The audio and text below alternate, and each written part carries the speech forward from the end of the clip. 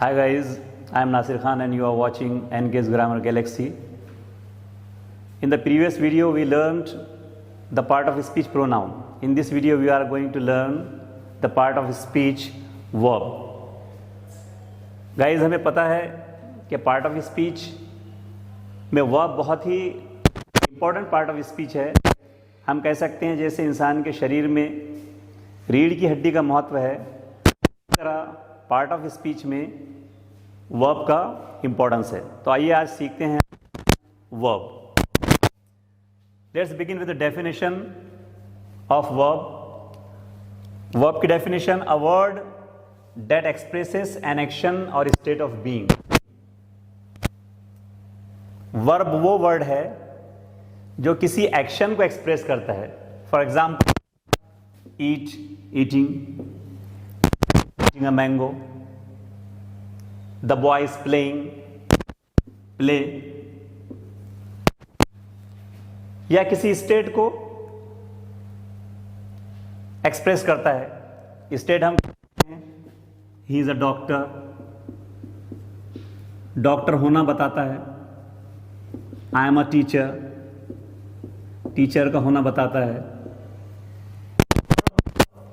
वो वर्ड है जो एक्शन और स्टेट को एक्सप्रेस करता है. वर्ब के बहुत सारे टाइप्स हैं जो आज हम यहां पर इस वीडियो में देखने जा रहे हैं. तो बेसिकली वर्ब को हम डिवाइड करते हैं दो काइंड्स में, जिसे हम कह सकते हैं फाइनाइट वर्ब और नॉन फाइनाइट वर्ब. अब देखते हैं फाइनाइट वर्ब यानी क्या और नॉन फाइनाइट वर्ब किसे कहते हैं. फाइनाइट वर्ब हम उस वर्ब को कहते हैं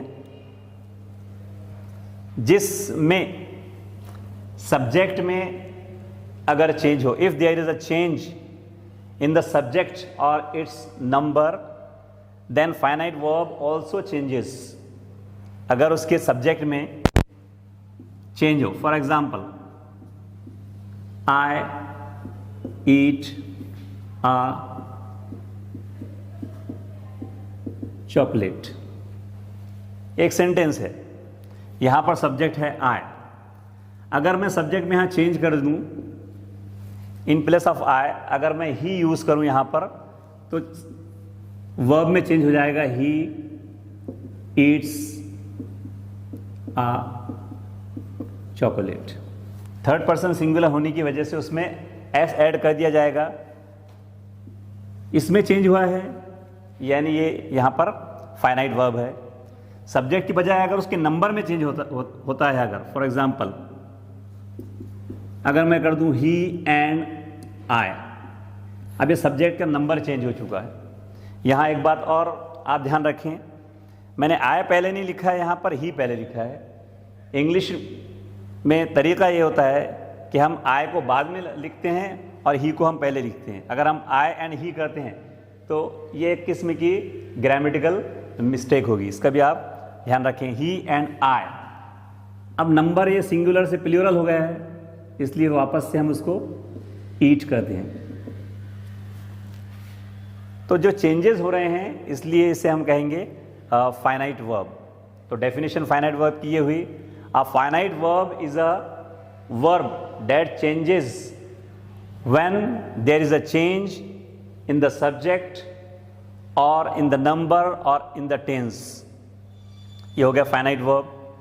Non finite verb किसे कहेंगे?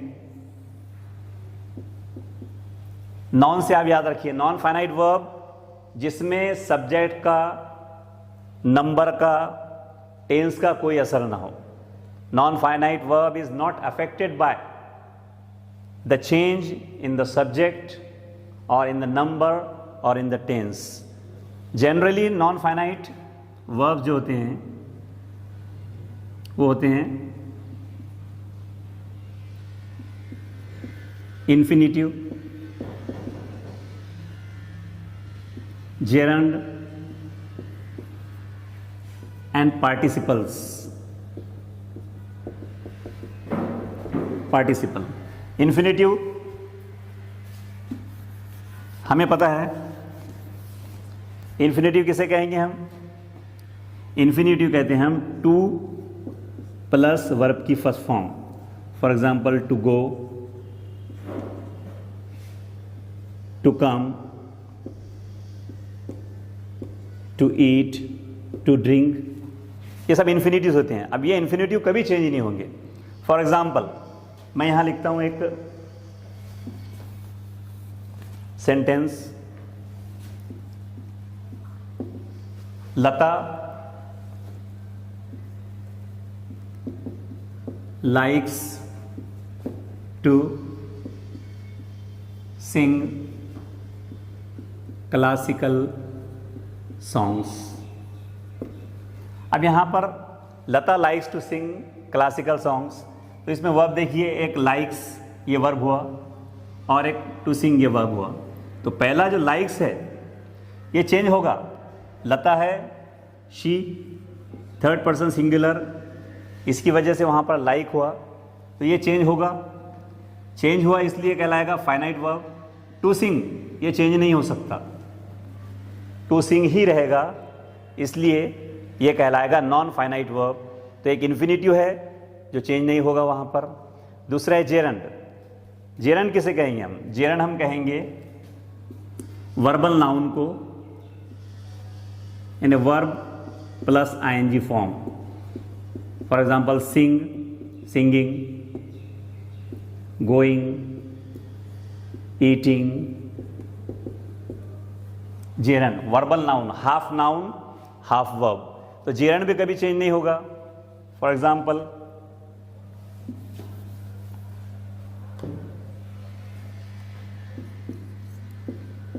Running is a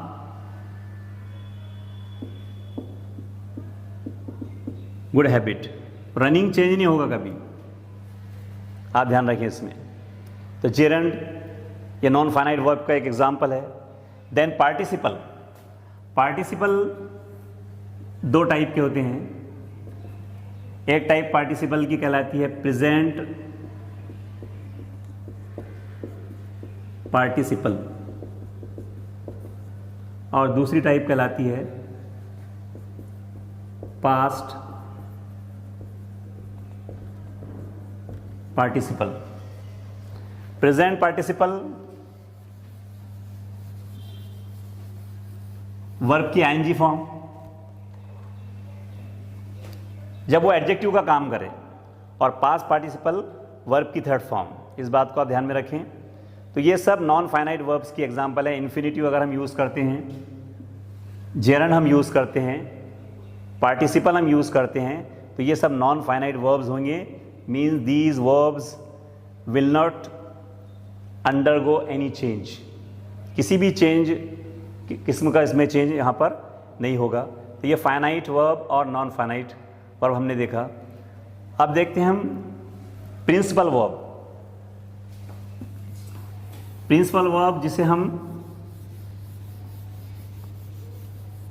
main verb भी कह सकते हैं,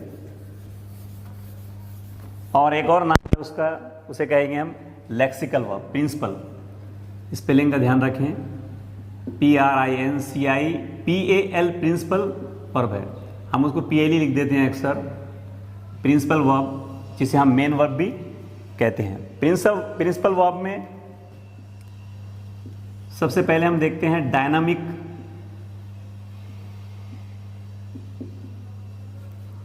वर्ब।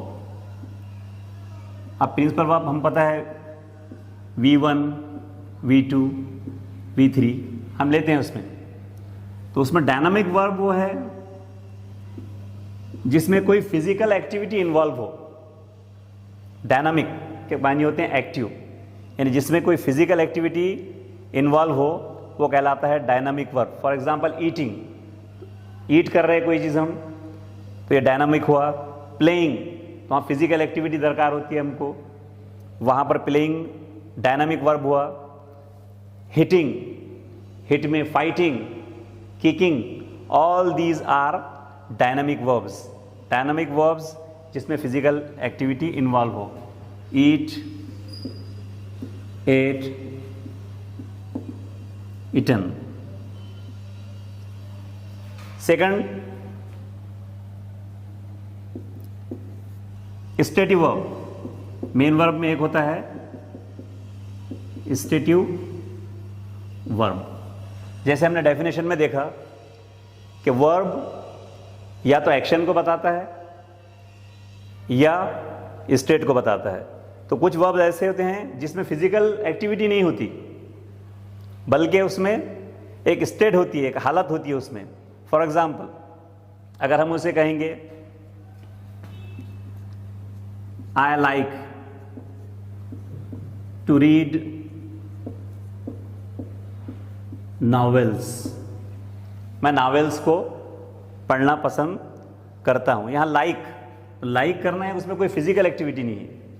फिजिकल एक्टिविटी लाइक में नहीं होगी, इसका आप ध्यान रखें। यह हम कह रहे हैं उसमें स्टेटिव वर्ब में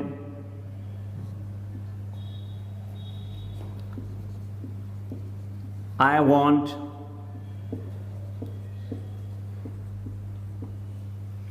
टू मोर मैंगोज। वांट, यहां पर भी फिजिकल एक्टिविटी नहीं है, इसका ध्यान रखिए। इस तरह के जो वर्ब्स होते हैं ये होते हैं स्टेटिव वर्ब्स, जो स्टेट को बताते हैं। इसमें ले सकते हैं हम कि स्टेटिव वर्ब में एक तो इमोशंस को जो वर्ब्स इमोशंस को जो रिप्रेजेंट करते हैं, स्टेटिव वर्ब में हम ले रहे हैं पहले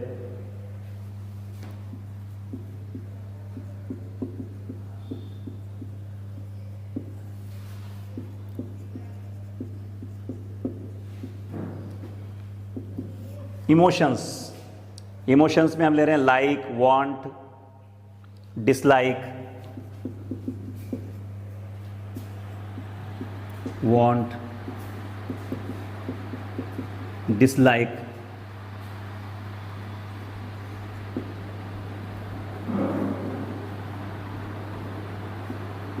हेट, लव। इमोशंस को रिप्रेजेंट करते हैं स्टेटिव वर्ब्स हुए। फिर ओपिनियंस,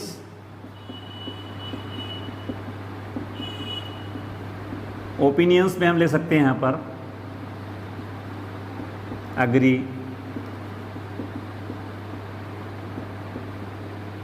डिसअग्री। ये वर्ड्स ओपिनियंस हमारी स्टेटिव वर्ब्स में आएगी। देन हम लेंगे उसमें सेंसेस। सेंसेस का हमें पता है 5 सेंसेस होते हैं, जिससे कुछ वर्ब निकलते हैं। फॉर एग्जाम्पल स्मेल, ये हम देखते हैं सी। टच, स्मेल, सी।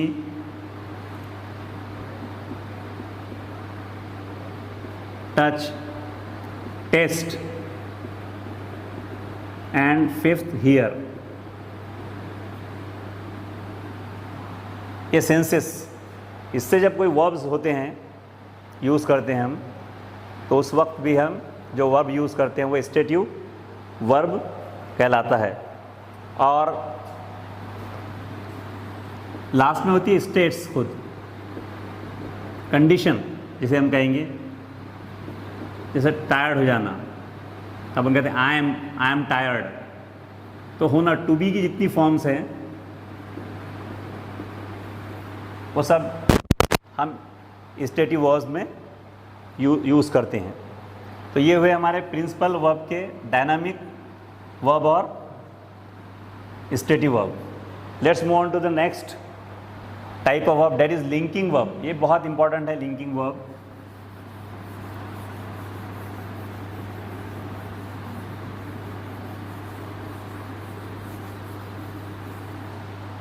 लिंकिंग वर्ब जैसे उसके नाम से जाहिर है, it is evident from its name, linking verb. ये लिंक करते हैं। अब मैं यहाँ पर सेंटेंस लिखता हूँ,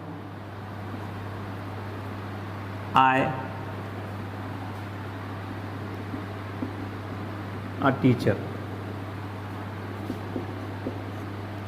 ही टायर्ड,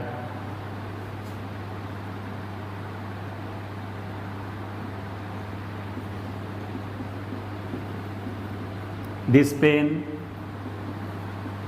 माइन। यहाँ देखें मैंने I a teacher, he tired, this pen mine, ये वर्ड्स लिखे हैं। अब इससे कुछ मीनिंग नहीं निकल पा रहे हैं। Are they giving any sense these words? No, not at all. ये कोई सेंस नहीं दे पा रहे हैं। तो इन सेंटेंसेस को मीनिंगफुल बनाने के लिए जो वर्ब काम करते हैं वो वर्ब कहलाते हैं लिंकिंग वर्ब, जो कनेक्ट करते हैं उसको। आप इसको कनेक्ट करने के लिए मैं एम कर रहा हूँ, I am a teacher, he is tired, this pen is mine. अब एम इज़ तो ये जो वर्ब्स हैं, these verbs are called linking verbs. Link कर रहे हैं। अब उन्होंने लिंक किया एक पार्ट को, जो ये पार्ट था, ये पार्ट कहलाता है सब्जेक्ट। अब सब्जेक्ट को उसने प्रेडिकेट, जो second rest of the sentence है, प्रेडिकेट से लिंक कर दिया। सब्जेक्ट को बाकी बचे हुए हिस्से से उसने लिंक किया। अब ये मीनिंगफुल सेंटेंस हो गए। I am a teacher, he is tired, this pen is mine, that book is yours. तो ये लिंकिंग वर्ब। अब लिंकिंग वर्ब कौन कौन से हैं अब यहाँ देखते हैं डिटेल में।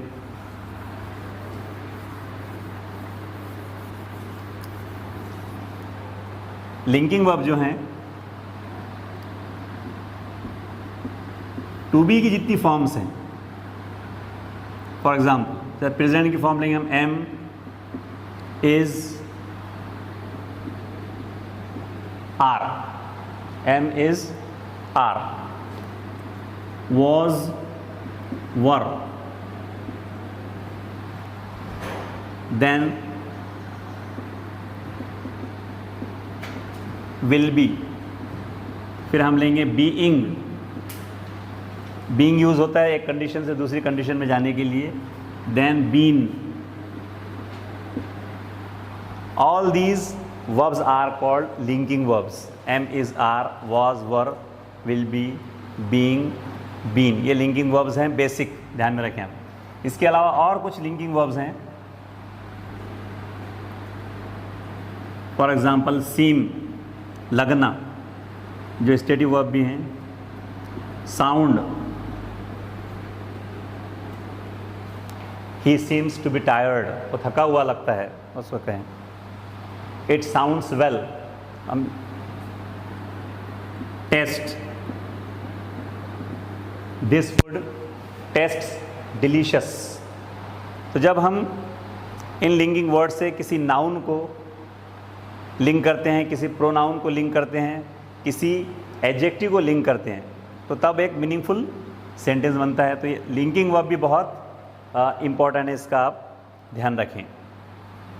उसके बाद चलते हैं हम वर्ब की अगली टाइप, हेल्पिंग वर्ब की तरफ।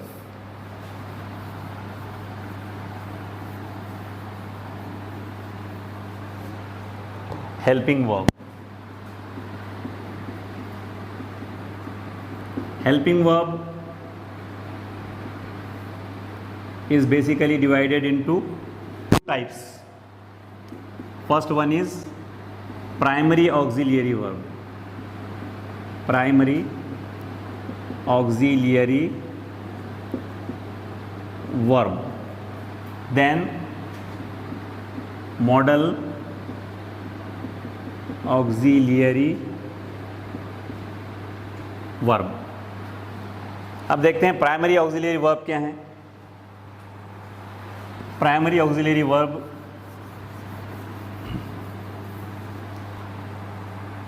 अगर हम देखें,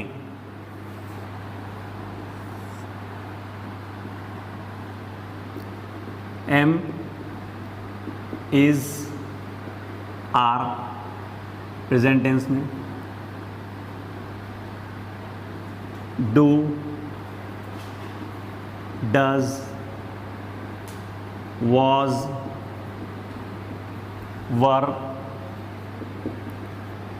did,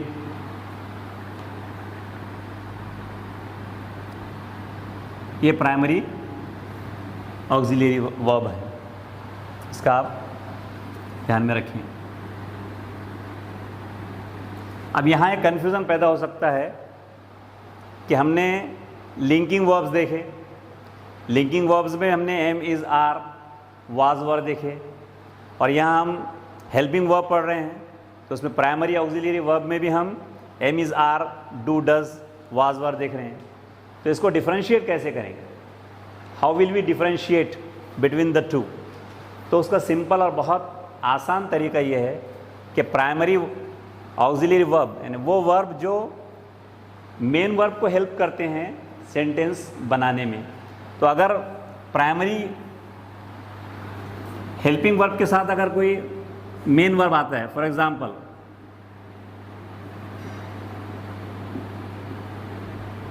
I am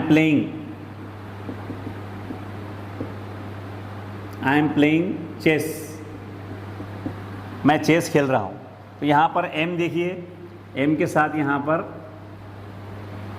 playing main verb है, तो मेन वर्ब प्लेइंग होने की वजह से ये कहलाएगा प्राइमरी ऑक्सिलरी वर्ब। और हमने यहाँ देखे थे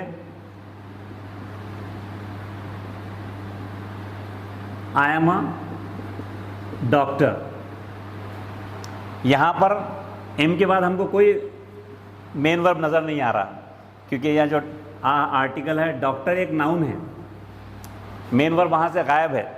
अगर मेन वर्ब नहीं है तो ये लिंकिंग वर्ब हुआ, यहाँ पर ये मेन वर्ब के तौर पे काम करेगा, यहाँ पर ये प्राइमरी ऑक्सिलरी वर्ब नहीं है, क्योंकि प्राइमरी ऑक्सिलरी वर्ब को के बाद मेन वर्ब का होना ज़रूरी है। तो इस तरह हम पहचान सकते हैं उसको कि प्राइमरी ऑक्सिलरी वर्ब कौन सा है और लिंकिंग वर्ब कौन सा है। दूसरा हेल्पिंग वर्ब में उसके बाद आते हैं मॉडल ऑक्सिलरी वर्ब, उसको हम एक अलग से किसी वीडियो में उसके डिटेल्स को जानेंगे। सिर्फ अभी हम वहाँ पर देख लेते हैं कि मॉडल ऑक्सिलरी वर्ब कौन कौन से हैं। वो हैं can, could, may, might, should, must, ought to, need, dare, will and shall. These are some of the modal auxiliary verbs जिनका एक अपना मूड होता है, जिनका एक अपना यूज़ होता है, जिसको हम देखेंगे किसी और वीडियो में नेक्स्ट टाइम। हेल्पिंग वर्ब के बाद लास्ट दो वर्ब्स जो हैं वो बहुत इम्पॉर्टेंट हैं। एक है ट्रांजिटिव वर्ब और दूसरा है इंट्रांजिटिव वर्ब। ये वर्ब की वो टाइप है जो उनके यूज़ की वजह से, क्योंकि कोई भी जो वर्ब है या तो ट्रांजिटिवली यूज किया जाएगा या इंट्रांजिटिवली यूज किया जाएगा। अब हम आपको बताते हैं कि ट्रांजिटिव वर्ब यानी क्या। ट्रांजिटिव वर्ब एग्जाम्पल से समझते हैं। Let's take an example.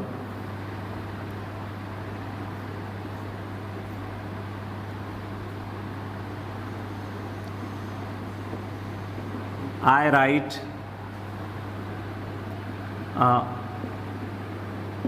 Poem. यहाँ देखिए आप, आई ये सब्जेक्ट हुआ, राइट जो ये वर्ब हुआ और आ पोएम ये ऑब्जेक्ट हुआ। मैं लिखता हूँ एक पोएम, तो यहाँ लिखने का जो, राइटिंग का जो असर है वो जा रहा है पोएम पर। मतलब राइट अपना मीनिंग पूरा करने के लिए एक ऑब्जेक्ट यहाँ पर उसको यूज़ कर रहा है। आई राइट अ पोएम, मैं लिखता हूँ एक पोएम, तो लिखने का असर पोएम तक जा रहा है, मतलब उसमें एक ऑब्जेक्ट है।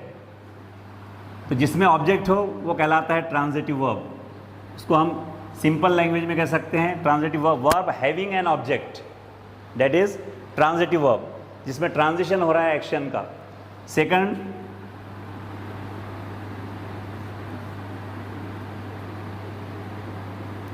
I run in the ground. अब मैं रन करता हूं ग्राउंड में। अब ये यहां पर वर्ब जो है रन है। अब रन का असर किसी ऑब्जेक्ट पे नहीं पड़ रहा, क्योंकि अगर हमको ऑब्जेक्ट पता करना है, transitive verb, verbs having an object, object जिसमें हो वो ट्रांजिटिव वर्ब होगा। अब ऑब्जेक्ट उस सेंटेंस में है या नहीं है, इसको हम कैसे पहचानेंगे? तो उसका तरीका ये है कि हम वर्ब ही से प्रश्न करें, क्वेश्चन करें। जैसे आई राइट अ पोएम, मैं पोएम लिखता हूँ, तो मैं क्या लिखता हूँ? आई राइट, मैं लिखता हूँ, क्या लिखता हूँ? तो उसका आंसर में वर्ड अगर आता है अ पोएम, यहाँ आता है आई राइट, मैं लिखता हूँ, मैं क्या लिखता हूँ, आंसर आएगा अ पोएम। तो पोएम हुआ उसका ऑब्जेक्ट, मीन्स ये वर्ब यहाँ पर ट्रांजिटिव वर्ब है। अब अपन कह रहे हैं यहाँ पर I run in the ground, मैं ग्राउंड में दौड़ता हूँ। क्या दौड़ता हूँ? तो क्या दौड़ता हूँ, कोई उसका आंसर हमको मिल नहीं रहा है, मीन्स यहाँ पर कोई ऑब्जेक्ट नहीं है, यानी रन यहाँ पर जो है ये इंट्रांजिटिव वर्ब है, इंट्रांजिटिव वर्ब, यानी उसका एक्शन उस तक ही लिमिटेड रह रहा, ये हुआ इंट्रांजिटिव वर्ब। क्योंकि इन द ग्राउंड जो है पार्ट, ये कहाँ के आंसर में, हाँ मैं कहाँ दौड़ता हूँ, वेयर एम आई रनिंग, तो उसका आंसर डेफिनेटली आएगा इन द ग्राउंड। लेकिन हमें वर्ब अगर पता करना है, if you want to know the exact verb given in the sentence, we will have to ask a question to the given verb. जैसे यहाँ राइट है, हमने राइट को पूछा क्या लिखता हूँ, तो आंसर अ पोएम मिला। यहाँ पर रन को पूछा, हमें कोई आंसर नहीं मिला, मतलब यहाँ पर रन जो है ये इंट्रांजिटिव वर्ब है। हम कह सकते हैं in short, intransitive verb is a verb having no object, having no object. कोई भी वर्ब जो है ट्रांजिटिवली और इंट्रांजिटिवली यहाँ पर यूज़ हो सकता है। तो ये सारी डिटेल्स थी वर्ब के मुतालिक। आज के वीडियो में इतना ही काफ़ी है। I hope you understood the concept of verb. In the next video we will learn another part of speech. अगर आपको ये वीडियो पसंद आता है, आप उसको सब्सक्राइब कीजिए, लाइक कीजिए, शेयर कीजिए, कमेंट कीजिए। मिलते हैं फिर अगले वीडियो में किसी और नए पार्ट ऑफ स्पीच के साथ। तब तक के लिए नासिर खान को दीजिए इजाज़त। अल्लाह हाफिज़।